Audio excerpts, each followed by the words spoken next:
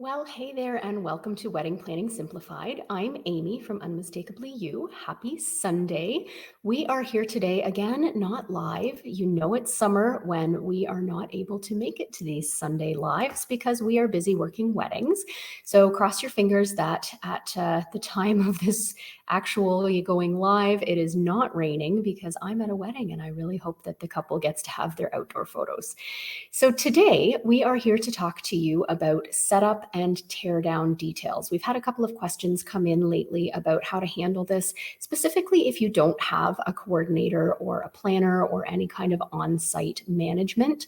And so a lot of what I'll say today can certainly apply to a wedding in a hotel or a golf course or a venue that has some kind of an on-site coordinator, because oftentimes they will do the day of setup for you of some of your items.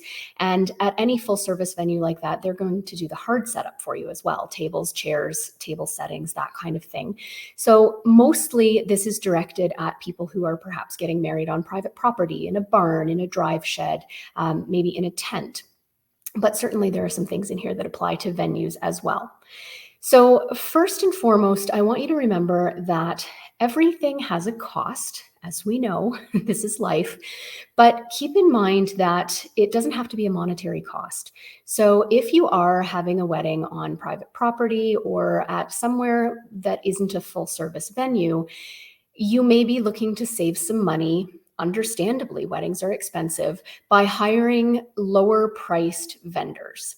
And just keep in mind, and I sound like my mom, but hi, mom, if you're watching, you get what you pay for. And so if you are looking to save some money by hiring vendors that perhaps don't provide the same amount of service as a higher priced vendor might, that cost is going to come into play elsewhere. And it's probably going to come into play with more of your time and more of your energy. And those things have value too. So just remember that if you are hiring that caterer who doesn't clear the tables, or if you're hiring that bartender who doesn't set up the bar, they just show up and bartend, that's going to put a lot more time organizationally and planning wise on your shoulders. And especially the execution on the day, you're going to need to find bodies to do that while you are getting ready, having your hair and makeup done, or whatever it is that you're doing in the morning of your wedding, and you don't necessarily want to be working with yourself, your family, and your wedding party.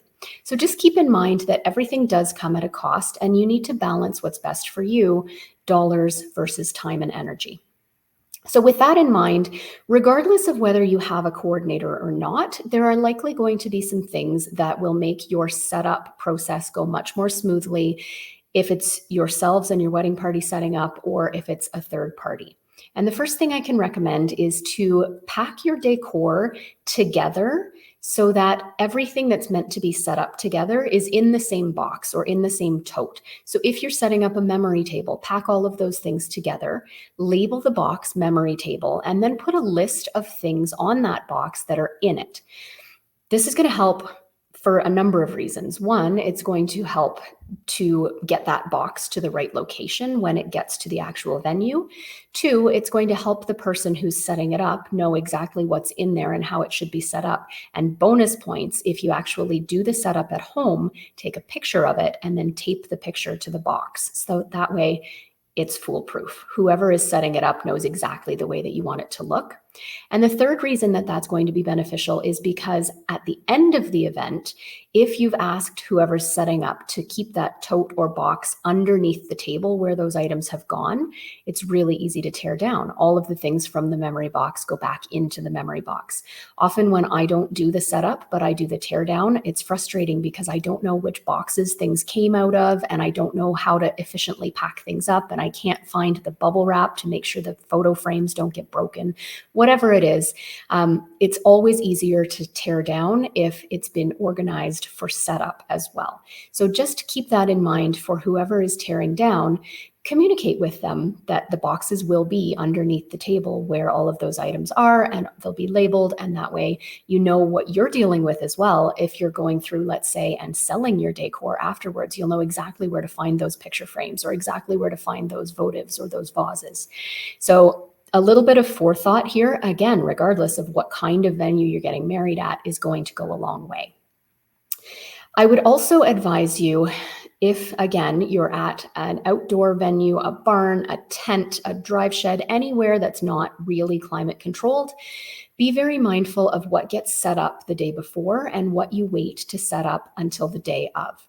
So a lot of the hard setup can be done the day before, and it often is done by the wedding party, the family, in the day or days leading up to the wedding if it's a private property wedding. But there are certain things that you definitely don't want to set up the day before, and those would be any paper products. Here in our climate, we tend to have very damp evenings.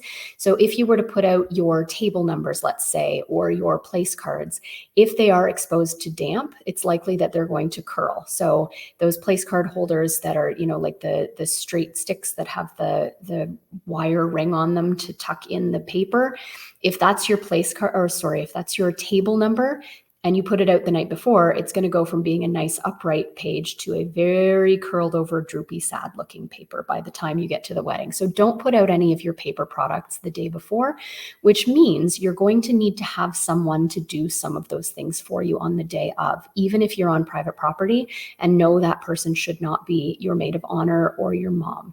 So a little bit more about that later. But let me just say, first of all, if you have no coordinator, so I'm predominantly now speaking to those barn, tent, drive shed weddings. First and foremost, hire full service vendors if you possibly can and if you can afford them. I go back to my initial statement about time and money and stress and where you place the value. If you hire full service caterers who come to set the tables, that's one less thing that you have to worry about doing yourself. If you hire full service caterers who bring the dinnerware, you don't have to coordinate the rentals. You don't have to worry about providing somewhere for those rentals to be rinsed and scraped at the end of the night. That's the caterer's problem. So if you can afford a full service caterer, by all means, hire one. It takes a lot off of you. Same thing goes with the bartenders. If you can hire bartenders who bring all the bar supplies, the ice bucket, the tongs, the bowls for the garnish, the knives and the cutting boards to cut the garnish, the jiggers, the pour spouts, the shot glasses, if you can hire bartenders who provide all of that, there's far less for you to worry about and to schlep on the day of or the day before the wedding. With those two vendors specifically, something else you want to think about, it doesn't really fall into the setup and teardown category, but it's worth mentioning. Just make sure if you're on private property that you've accommodated for garbage and recycling. And I don't just mean having enough actual containers to collect the garbage and recycling, but I mean communicating to your vendors, your bartenders and your caterers, where is that garbage and recycling going to go? You need to have a designated spot that's enclosed in a building for that garbage so that you don't end up with a pile of it behind the tent that the raccoons get into in the middle of the night.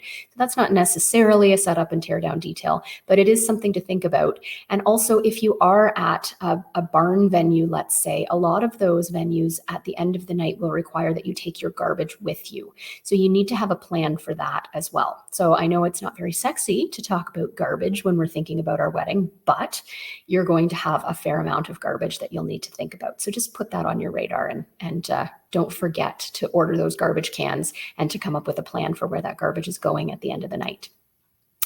Now, if you're doing your setup the day before, oftentimes you'll have your wedding party come in or you'll have your family, and you're going to do the hard setup. And by that, I mean tables and chairs. Now, be mindful of what your rental company expects of you. Oftentimes, rental companies will have it right in their contract that their tables, their chairs, their dance floor cannot stay outside, out of cover.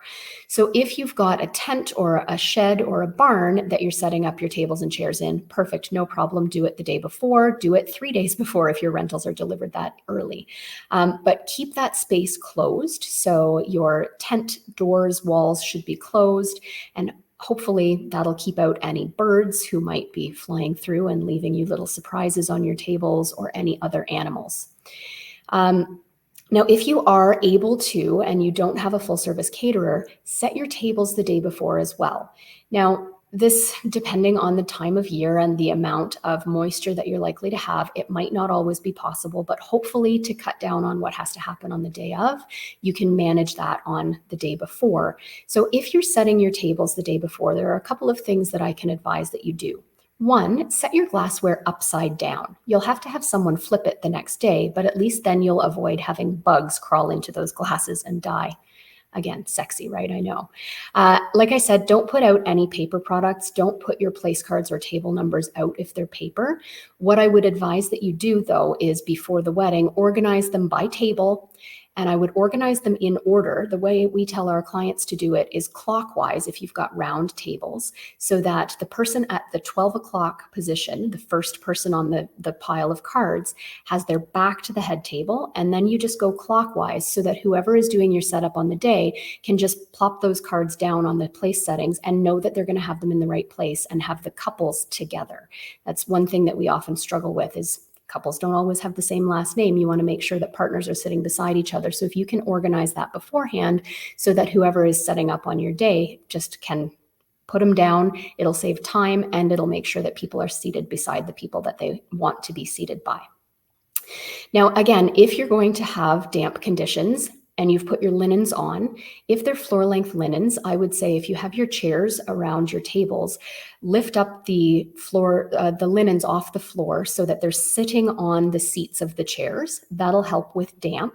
And the other thing you can do is to actually fold your linens really carefully up over top of your place settings. Be really careful that you're not knocking over and breaking glassware. But that's something else you can do to avoid the damp issue, because that's something that if you've set your tables overnight, you definitely have to be mindful of. Now, if you are doing your own bar and you have a less full service bar company, you'll also want to think about the location of the alcohol, the mix, and the ice. So it ideally should be placed really close to the bar location. Anything that doesn't need to be refrigerated should be stocked at the bar prior to bartenders coming out. So if you can do that the day before, if you've got the ability to close a gate across the access to the property, or if it's private property where you're sure it's safe, nobody's going to come out and be snooping around and potentially stealing alcohol. If you can set it up the day before, that's ideal. Less schlepping for people on the day of, but be mindful that things like beer and coolers and white wine are going to need to be hopefully pre-chilled, unless you're chilling them in a big trough style cooler or something like that. If you can get them pre-chilled, it's really helpful. You'll take less ice and less time on the day of the wedding. But think about where that's going to be stored so that whoever is responsible for moving it to the actual bar on the day has less steps to take, less time to take, and hopefully less energy involved. Now, if you can't set up this kind of stuff on the day before, you need to think about who's going to do it on the day of the wedding. Again, hopefully it's not you. Hopefully it's not your wedding party. Hopefully it's not your families. Maybe is there an aunt or a cousin or a friend of the family or a neighbor who might be willing to come over and help out and pitch in. Hopefully there's not a lot for them to do, but if there is, bring in a crew. Maybe you have connections with some teenagers in your community who maybe need some volunteer hours or who would work cheaply that you can bring in to do the setup. Now, if you're doing that, you need to be really, really organized. You need to have easily understood lists of what goes where, what needs to be done, where things are, and you need to make sure that you put those supplies in the area where you've told them they're going to be. So if someone else is setting up your bar, they need to know where to find your ice, where to find your cups, where to find your lemons and limes. So make sure that you've got really well organized lists. Make sure that things are organized the day before so that whoever is setting things up on the day knows exactly where to go to find the water and wine glasses, for instance. Now, often, and again, it really depends on your specific wedding. Often I see one side of the wedding party. If there's a groom's side and groomsmen, it's often them who get stuck schlepping things the morning of or setting up ceremony chairs. And that's definitely something that they can do if necessary. If your rental company won't let those chairs stay out the night before, somebody has to set them up in the morning. Typically, groomsmen take much less time for their hair and makeup. So if there are groomsmen, you could certainly put them to work in the morning of. But again, it needs to be really clear what they need to do, where it needs to go, what's the plan, where are the supplies. So just be really organized beforehand.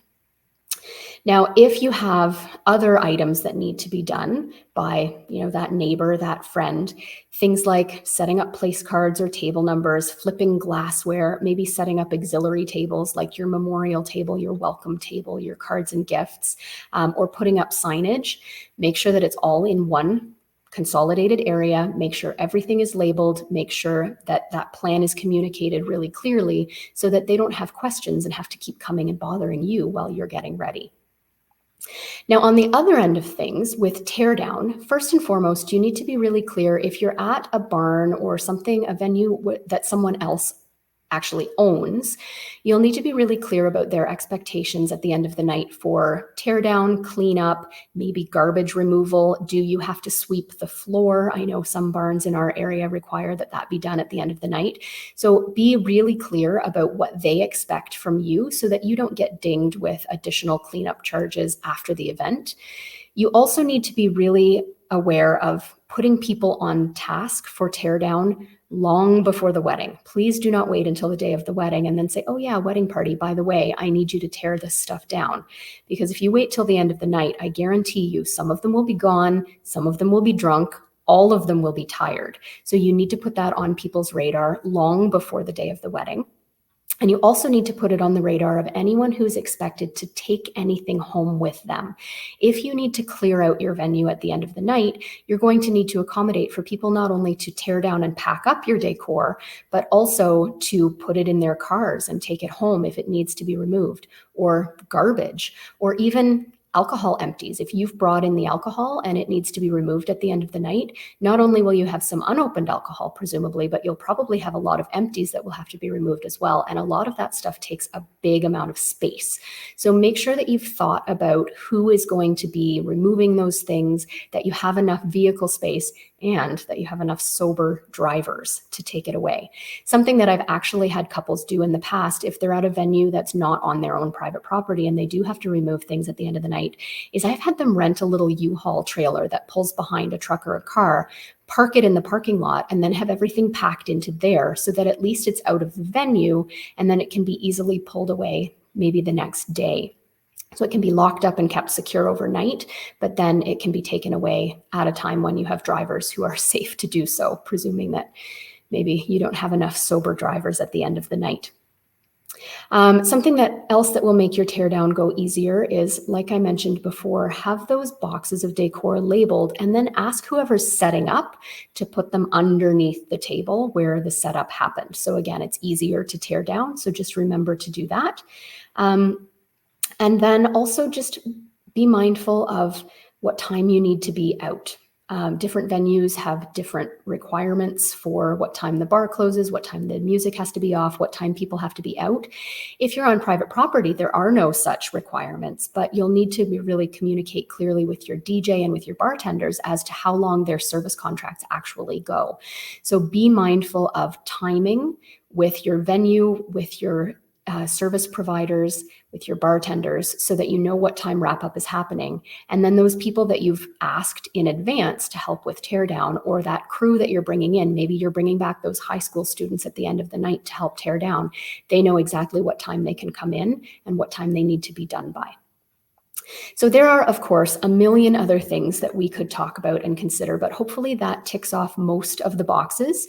Ultimately, what it boils down to is that if you're not at a full service venue, or if you're not hiring full service vendors, bartenders, caterers being the major ones, then you have to put in the time and the effort and the legwork beforehand to make sure that things do go smoothly with setup and teardown, so that people aren't knocking on the door of your getting ready room all day saying, where are the cups? What should I do with the photos at the memorial table? Where does the garbage go? You don't want people harassing you about that on the day. So make sure that you've got well-organized lists, that you've organized everything the day before or a couple of days before, so that people know where to find things, and hopefully your day will go really smoothly.